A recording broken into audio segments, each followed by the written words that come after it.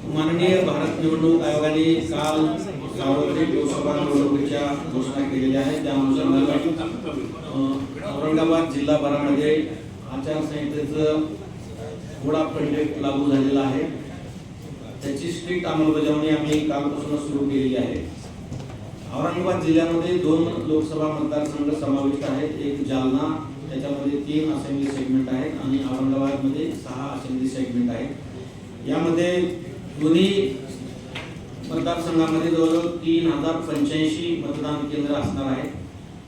30 लाखापेक्षा जास्त मतदार या दोन्ही लोकसभा मतदारसंघामध्ये मतदान करणार आहेत। यासाठी जवळजवळ 20,000 कर्मचाऱ्यांची नियुक्ती आम्ही ऑलरेडी केलेली आहे।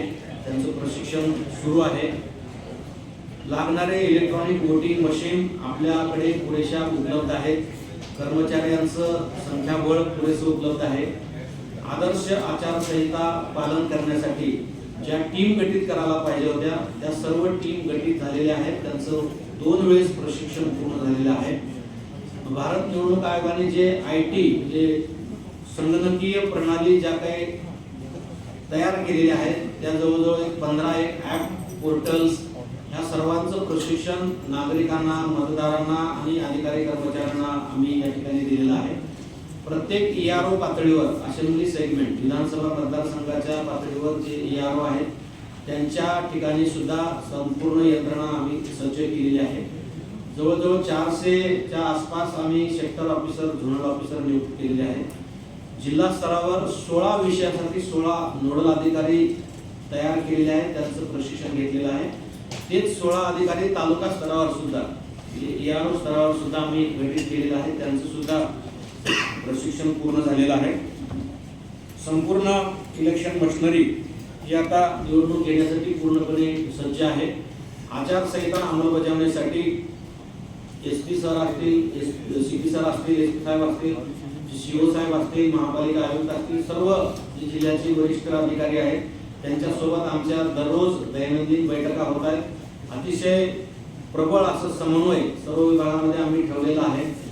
सोशल मीडियाच्या माध्यमातून किंवा इतर माध्यमातून कोणी अफवा पसरवत असतील, कोणी कायदा सुव्यवस्थेला बाधा येणारे वक्तव्य करत असतील किंवा अशा पद्धतीचं काही कृत्य जर कोणी करत असतील तर त्यांच्यावर अतिशय कडक कारवाई करण्याचं आम्ही नियोजन केलेलं आहे।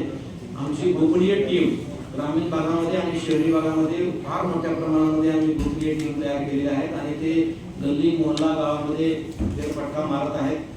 सोशल मीडियावर आमचं बारकाईनं लक्ष असणार आहे। जे आम्ही सोशल मीडियाच्या अनुषंगानं जे आमचं मीडिया कक्ष असणार आहे त्याच्यामध्ये टीम जे कायदेशीर तज्ज्ञ असणार आहेत आणि टेक्निकल तज्ज्ञ असणार आहेत अशा व्यक्तीची आम्ही त्या ठिकाणी नियुक्ती करतोय। त्यामुळे सोशल मीडियाच्या माध्यमातून सुद्धा जातीय किंवा धार्मिक तेढ निर्माण होणारं वक्तव्य किंवा पोस्ट कुणीही टाकू नये। निवडणुकीच्या प्रक्रियेमध्ये कुठलीही बाधा होईल अशा पद्धतीचं कुठलंही प्रचार प्रसार किंवा वक्तव्य पोस्ट कुठल्याही नागरिकांनी, कुठल्याही व्यक्तीने, कुठल्याही संस्थेने करू नये याची खबरदारी आपण सर्वांनी घ्यावी। सर्वच लोकांनी जे सोशल मीडिया हँडल करणारे व्यक्ती आहेत त्यांनी डोळ्यात तेल घालून त्यांच्या सोशल मीडिया ग्रुपवर काय चाललंय त्याचं बारकाईनं लक्ष ठेवावे।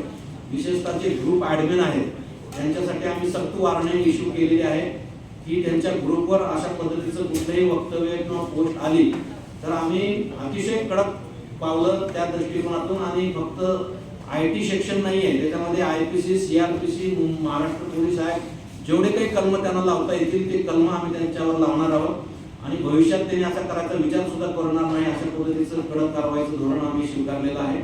आपल्या माध्यमातून या सर्व लोकांना आपण सजग करावं। त्याचबरोबर मतदानाची टक्केवारी मागच्या लोकसभा निवडणुकीमध्ये फक्त 63% होती, यावर्षी जास्तीत जास्त मतदानाचा टक्का वाढावा यासाठी औरंगाबाद जिल्ह्यातील दोन्ही लोकसभा मतदारसंघातील प्रत्येक मतदारांनी, महिला मतदार भगिनींनी मोठ्या प्रमाणामध्ये मतदान करावं असं विनम्र आवाहन आम्ही आमच्या माध्यमातून करतो।